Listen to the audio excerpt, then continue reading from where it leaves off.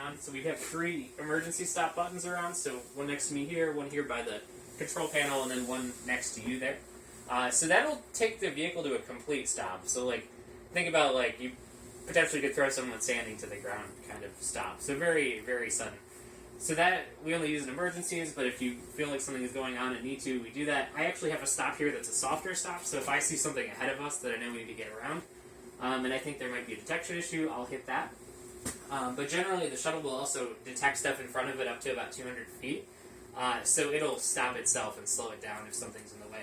And we'll see that today, because we'll drive through places like the DMV parking lot, where often we have vehicles who are waiting for customers, or vehicles that maybe are parked a little bit further out in the parking lot than we would like, stuff like that. So you'll see that as we go around today. Awesome.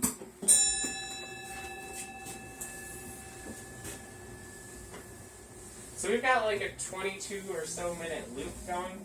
So the next place it goes is Central District. So the vehicle is largely automated. There's a couple of things that you'll see me doing as we drive today. And generally they occur at intersections. So you saw that I hit the button here so that it would make the right turn. I yielded for that car that had the right of way. So really any stop controlled intersection or roundabout, I'm going to have to press a button for. But by and large, everything else the vehicle will do on its own.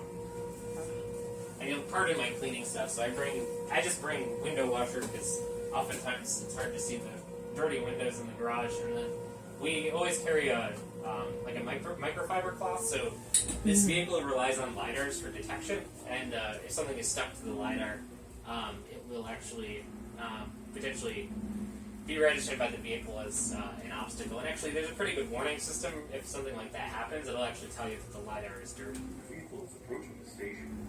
Please remain seated or holding on until the vehicle makes a complete stop.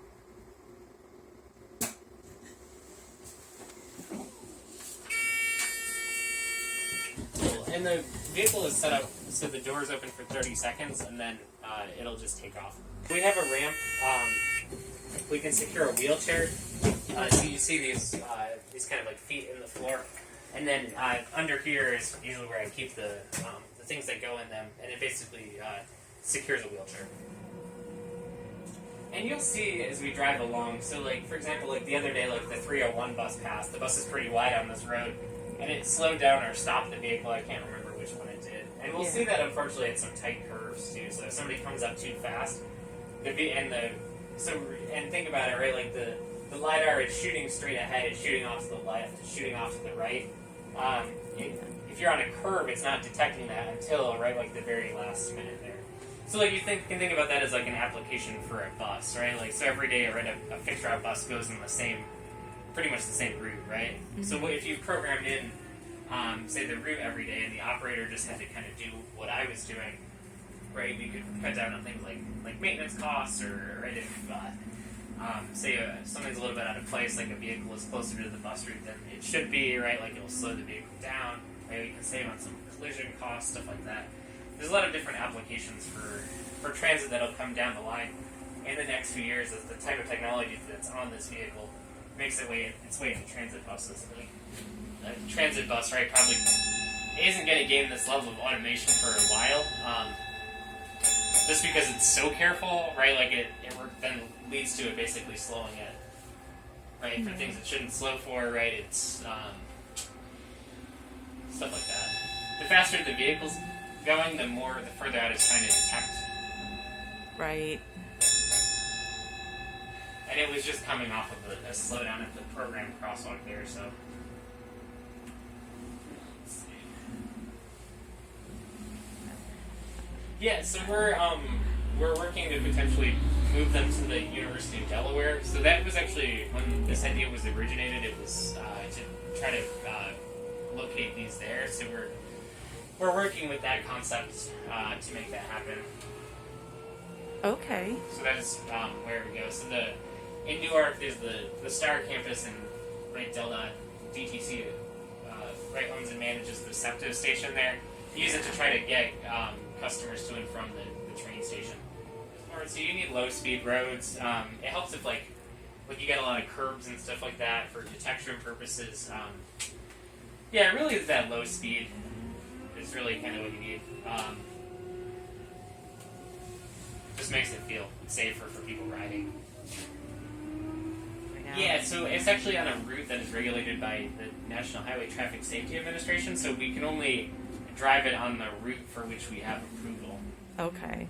And that is this route. So basically the exact course that the vehicle runs is approved by them, so we can't take it off the course. If we have to, we can manually drive it. Like, so say we have something going on and like this road is closed and I can drive through the parking lot.